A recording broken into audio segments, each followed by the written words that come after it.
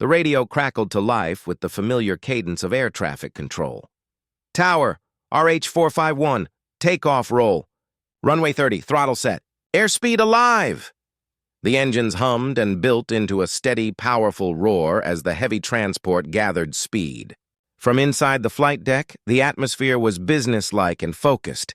Instruments steady, checklist items checked, each crew member performing their role with practiced precision. A low-driving music bed underscored the moment, almost cinematic, as the aircraft continued to accelerate down the runway. Cargo to flight deck. Load is secure for departure, came the concise confirmation from the loadmaster, voice calm and clipped.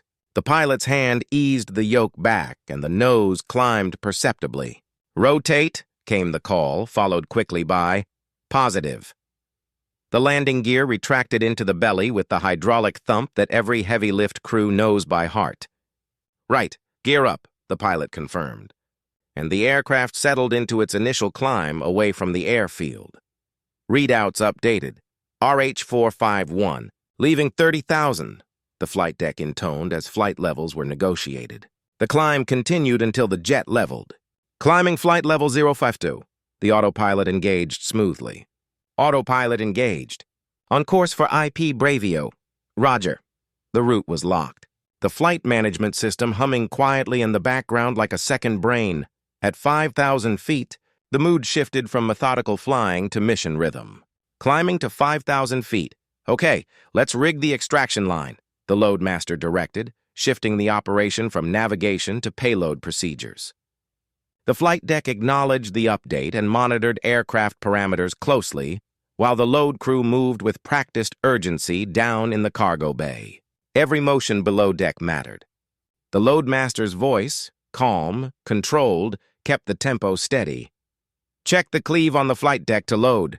The aircraft held level at 5,000 feet. 10 minutes to drop.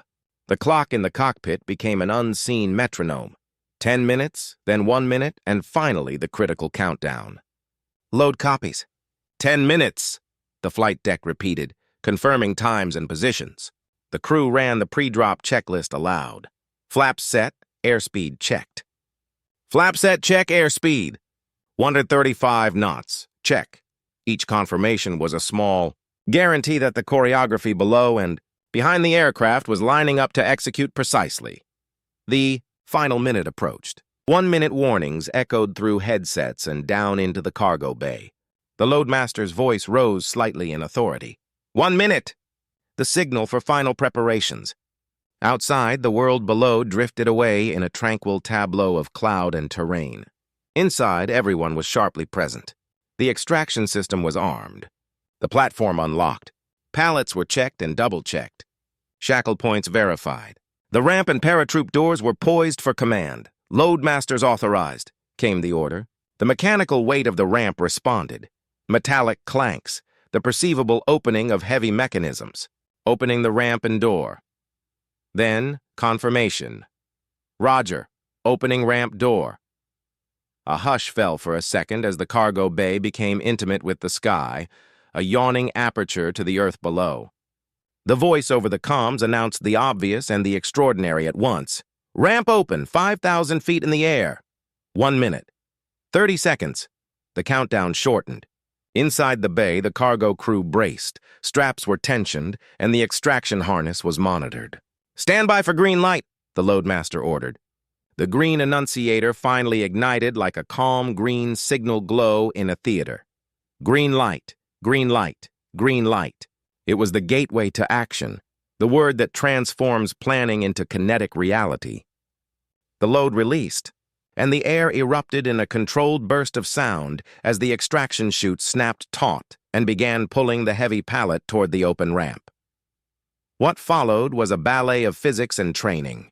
The Humvee, heavy, armored, immovable seeming on the ground, began to inch outward, guided by straps and extraction rig. Then suddenly, cleanly, it moved over the edge. Load is moving, confirmed the loadmaster, breath steady. Load clear. The aircraft kept its steady attitude as shock and momentum transferred through metal and cable. The loadmaster confirmed. Loadmaster confirms 3 good canopies. Main chute deploying. I have 3 good canopies. That voice, short, measured, factual, meant that the expensive, single-use parachute hardware performed as expected, and the load had a safe, controlled descent. Flight deck copies. 3 good canopies. Blinkers of relief and satisfaction blinked through the crew.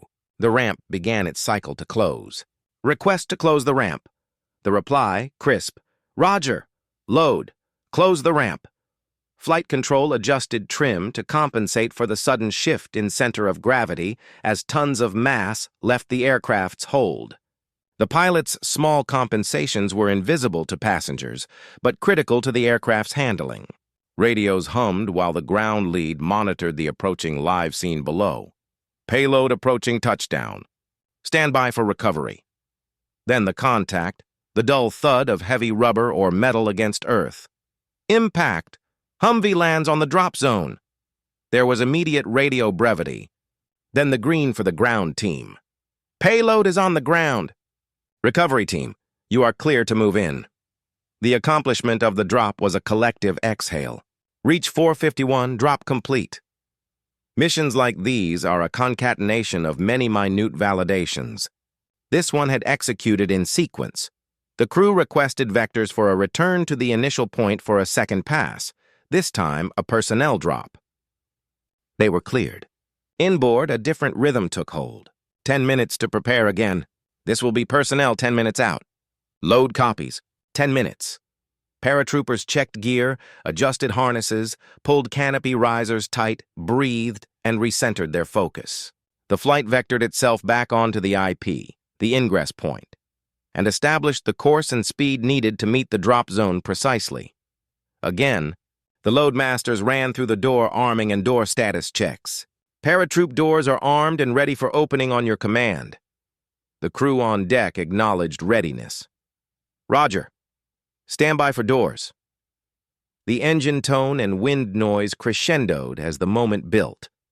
Once again, 1 minute. The paratroopers lined up at the doorway, exposed now to the wind blast and raw verticality. Adrenaline and training stood side by side. 30 seconds. Stand by.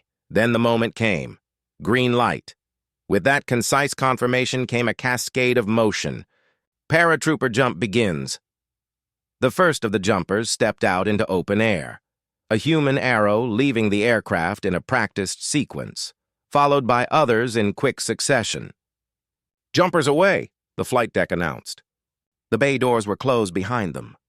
Closing doors. Roger. Mission complete. The aircraft hummed as the parabombs, humans with parachutes, fell away in a silent, spiraling dance toward the ground. Back in the cargo bay, there was immediate work to do. Straps had to be cut, pallets cleared. Get these straps cut. We need to get it off the pallet. Teams shouted across the bay, voices overpowered by the music and the turbulent flow of air. Watch the tension on that strap. Back clear. The load now transitioned into recovery mode. Approach. Reach 451, 10 miles from Echo intersection. Descending through flight level 100. Descent checklists were read and acknowledged. On the ground, the recovery team moved with military precision. Ground recovery. Humvee is mobile. Driver, get it started. Engines turned over, valves and tanks responded. Vehicle is green. Engine starts. Ramps are set. Guide them off. The Humvee, robust and resilient, fired up and was guided forward and off the drop pallet. Forward. Take it to the rally point. The aircraft stabilized its approach back to base. Approaching final, gear down. 3 green. The pilot called the landing configuration. Flaps were extended. Flaps 50. Flaps 50 before landing checklist. The cargo bay was secured for landing. Communications with tower checked in. Tower RH451, final runway 3000 FT stable. The touchdown sequence was textbook. Spoilers deployed. Thrust reversers engaged with a satisfyingly mechanical shudder. Reversers green. 80 knots. The crew taxied clear of the active runway and requested a heavy parking spot via ground. Tower, reach 451 clear of the active. Taxi to parking. Ground, RH451 on taxiway Alpha, request parking heavy. Post-landing checks immediately took precedence. APU start. Starting APU. Flaps up. The engines and systems powered down in a slow, practiced choreography. The voice over the headset was almost casual now, proud and warm. Good jump, gentlemen. Get your gear loaded. Bus is 5 minutes out. Below in the bay, the teams turned to the cleanup and recovery, securing the DZ and ensuring the load was correctly staged for the next phase. Okay, hook it up. Let's get this DZ cleared. Parking brakes set, throttles off, and systems being secured. Proceeding with engine shutdown. Fuel cutoff. Engines 1 and 2. Fuel cutoff 3 and 4. Struts and shock absorbers relieved and checked. Shocks are in. Roger. Releasing brake. The official mission assessment began in microcosm even as crew members started their immediate duties. That Humvee drop was clean. Perfect profile. All systems green. Now the debrief began in earnest. The flight deck and loadmasters settled into analytical mode, walking methodically through every detail of the operation. Okay, post-mission debrief. Let's start with the heavy drop. The timing had been immaculate.